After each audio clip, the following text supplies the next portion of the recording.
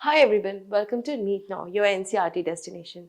आज हम बात करने जा रहे हैं टॉपिक पार्चुरेशन एंड लैक्टेशन की फ्रॉम द, आप कह सकते हैं कि जो चैप्टर है ह्यूमन रिप्रोडक्शन, उसका एंटायरली लास्ट पार्ट जो है।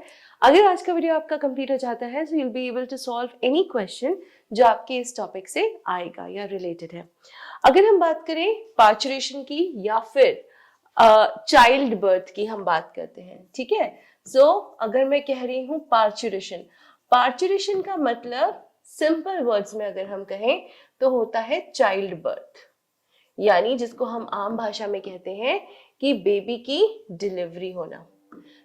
अब यहाँ पे 2-3 टर्म्स हैं जो आपको पता होने चाहिए। पार्चुरेशन का मतलब मैंने आपको बता दिया है कि यहाँ पे इसका मतलब चाइल्ड बर्थ या फिर डिलीवरी, या फिर आप ये कह सकते हैं कि बेबी का जो बर्थ है वो होना, राइट, यही होता है। एक और वर्ड दिया गया है विच इज जेस्टेशन, ठीक है। Gestation is nothing but a period of pregnancy. So हम ये कह सकते हैं कि जो आपकी प्रेगनेंसी होती है, राइट, वो कहीं ना कहीं आपकी जेस्टेशन होती है। जो ह्यूमन प्रेगनेंसी होती है या जेस्टेशन पीरियड होता है वो रफली आपका 280 डेज के आसपास होता है, 9 मंथ्स भी कह सकते हैं। जब आपकी प्रेगनेंसी अपना टर्म पूरा कर लेती है, यानी कि जो आपका फीटस था, जो मदर के अंदर फीटस था, वो पूरा ग्रो होके बेबी के फॉर्म में आ जाता है, जब प्रॉपर बेबी बन जाता है with all the developed organs and everything intact, तब कहीं ना कहीं हम उसको कहते हैं कि प्रेगनेंसी का जो टर्म था अब वो खत्म हो गया है और अब नेक्स्ट जो आपकी स्टेज आएगी वो है पार्चुरेशन। अब ये जो पार्चुरेशन है, ये चाइल्ड बर्थ सिर्फ ऐसे नहीं होता है कि हमने सोचा कि चाइल्ड बर्थ हो और हो जाए, बट अगेन आपका कहीं ना कहीं न्यूरो एंडोक्राइन सिस्टम जो है वो इन्वॉल्व होता है। अब न्यूरो एंडोक्राइन की बात कर रहे हैं तो ऑब्वियसली बात है कि आपका नर्वस सिस्टम आएगा, प्लस आपके कुछ हार्मोन्स भी आएंगे, है ना, यही चीज है। अच्छा, अब बेबी कहाँ पे है आपका? Baby is in your uterus, है ना। बेबी कहाँ होता है? यूट्रस में होता है।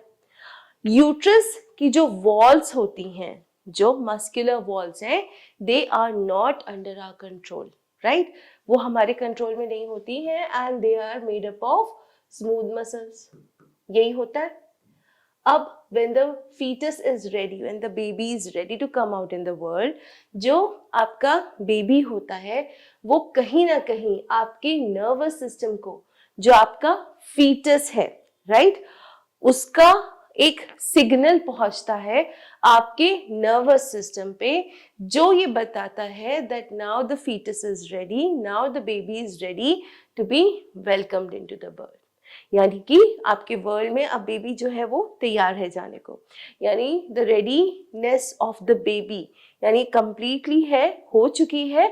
अब हमें चाइल्ड बर्थ की जगह जो रास्ता है वो चलना चाहिए। तो हम इसको कहते हैं फीटल इजेक्शन रिफ्लेक्स, राइट, क्योंकि कहीं ना कहीं ये आपका किस पे एक्ट कर रहा है?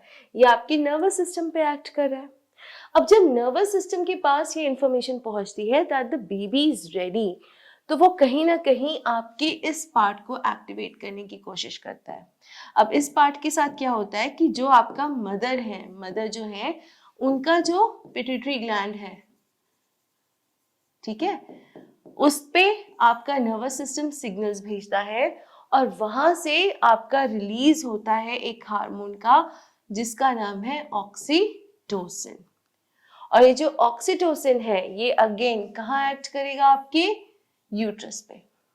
आपने सुना होगा कि ऐसे वर्ड्स बोले जाते हैं कि हर वाटर ब्रोक या फिर शी इज हैविंग कॉन्ट्रैक्शंस। तो ये सब वर्ड्स क्या होते हैं? यहीं से आ रहे हैं। वाटर ब्रोक यानी जो आपकी लेयर्स थी around the baby, amniotic fluid जो था अब वो लेयर्स को तोड़ के बाहर आ गया है एंड फिर कॉन्ट्रैक्शंस आने लगते हैं। कॉन्ट्रैक्शंस में क्या होता है कि जो आपका यूट्रस होता है, राइट, वो पूरी तरीके से अभी इन्फ्लेटेड है, उसके अंदर बेबी है, अब वो धीरे धीरे करके कॉन्ट्रैक्ट करेगा because we want the baby to come out, तो कॉन्ट्रैक्शन स्टार्ट होंगे। सबसे पहले यहां से कॉन्ट्रैक्शन स्टार्ट होगा ये वाले के लिए, ठीक है। इसके साथ ही जितना ये होता जाएगा उतना ही आपका पिट्यूटरी स्टिमुलेट होगा टू रिलीज ऑक्सीटोसिन। ऑक्सीटोसिन जितना ज्यादा रिलीज होगा, आपके जो मदर के कॉन्ट्रैक्शंस हैं वो उतने ही बढ़ते जाएंगे। The number of contractions will increase, और जो कॉन्ट्रैक्शन के बीच में टाइम होता है वो कम कम होता जाएगा। तो एक टाइम आएगा जब काफी रैपिड कॉन्ट्रैक्शंस होंगे। जब ये बहुत ज्यादा रैपिड होने लगेंगे, फास्ट होने लगेंगे, at that time the mother is ready to push the baby out of the uterus, right. तो ये कहीं ना कहीं, जैसे मैंने पहले भी कहा कि आपका न्यूरो एंडोक्राइन, ये दोनों सिस्टम्स आपके इन्वॉल्व हैं। जो फीटस है वही सिग्नल्स भेजेगा मदर की नर्वस सिस्टम पे that it wants to come out. Nervous system mother का एक्टिवेट करेगा पिट्यूटरी ग्लैंड, जिसकी वजह से आपका ऑक्सीटोसिन रिलीज होगा। दिस ऑक्सीटोसिन इज रिस्पॉन्सिबल कि आपके कहीं ना कहीं कॉन्ट्रैक्शंस जो है वो और तेज हो जाए, और जैसे जैसे तेज होंगे वैसे वैसे we are ready to welcome the baby into the world, और चाइल्ड बर्थ होगा, राइट। जैसे ही चाइल्ड बर्थ होता है उसके बाद धीरे धीरे जो एक ऑर्गन आपका एंटायरली ग्रो किया था मदर के अंदर, विच वॉज प्लेसेंटा, वो भी बाहर एक्सपेल हो जाता है। जैसे बेबी आया है वैसे ही प्लेसेंटा भी मदर के थ्रू, वजाइना के थ्रू बाहर आ जाएगा। अब यहाँ पे एक चीज और है कि मान लीजिए कि नॉर्मल डिलीवरी हुई, नॉर्मल चाइल्ड बर्थ हुआ, राइट। कभी कभी आपका सी सेक्शन भी होता है, यानी कि ऑपरेशन के थ्रू। ऐसे में the doctor has to make sure कि वो प्लेसेंटा को भी रिमूव कर दे। जब बेबी को बॉर्न करवा रहे हैं, बेबी का बर्थ हो रहा है, तो प्लेसेंटा रिमूवल की भी एक रिस्पॉन्सिबिलिटी आपके डॉक्टर की होती है, right. So this was about parturition. अब हम बात करेंगे लैक्टेशन की। लैक्टेशन अगर हम बात करें तो लैक्टेटिंग मदर्स या लैक्टेशन जो है, it is related to the production of milk by the mother. किस लिए होता है? बेबी के न्यूट्रिशन के लिए, बेबीज न्यूट्रिशन, राइट। जो बेबी होता है एटलीस्ट आप ये कह सकते हो कि 6 मंथ्स तक मिनिमम जो डॉक्टर्स होते हैं वो सजेस्ट करते हैं कि वो सिर्फ और सिर्फ अपनी मदर का ही मिल्क जो है उससे न्यूट्रिएंट्स ले, उनको कुछ खिलाया ना जाए। इनफैक्ट उनको पानी भी पीने की जरूरत नहीं होती है।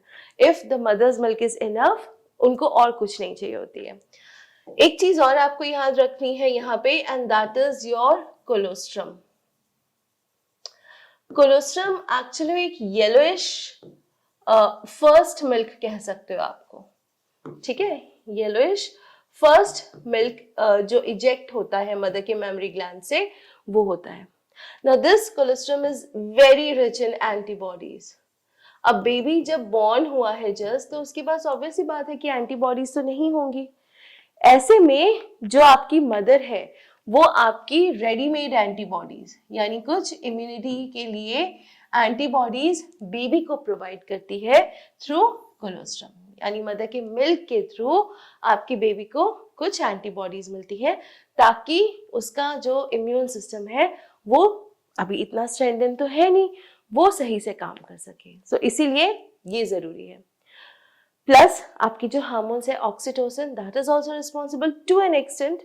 प्रोलैक्टिन पहले ही, एस्ट्रोजन भी इन्वॉल्व है। तो ये सारे हार्मोन्स मिलके आपका जो मदर्स का मिल्क होता है उसको भी प्रोड्यूस करने में, उसको बनाने में, इजेक्ट करने में भी हेल्प करते हैं। इस टाइम पे बहुत ज़रूरी है कि जो मदर है वो एक बहुत अच्छी डाइट ले, न्यूट्रिशियस डाइट ले, because she is going to take care of her own body plus baby की भी। सो इसीलिए मदर की एक अच्छी डाइट होना बहुत ज़्यादा ज़रूरी होता है, ठीक है। सो जैसे कि हमने कहा, आज हम देखने वाले थे parturition and your lactation. So we've covered the both topics. I hope they were clear to you all. In case कोई डाउट है कमेंट करिए। कौन सा टॉपिक और आप चाहते हैं जो हम आपको पढ़ाएं, वहाँ पे आप प्लीज कमेंट में लिख देंगे तो हमारे लिए इजी होगा। I'll see you in another video. Till then, उससे पहले सब्सक्राइब कर लीजिए, नोटिफिकेशन के लिए बेल आइकन प्रेस कर दीजिए ताकि नोटिफिकेशन आप तक आ जाए। I'll see you in another video. Till then, keep studying, keep working hard. Take care. Thank you.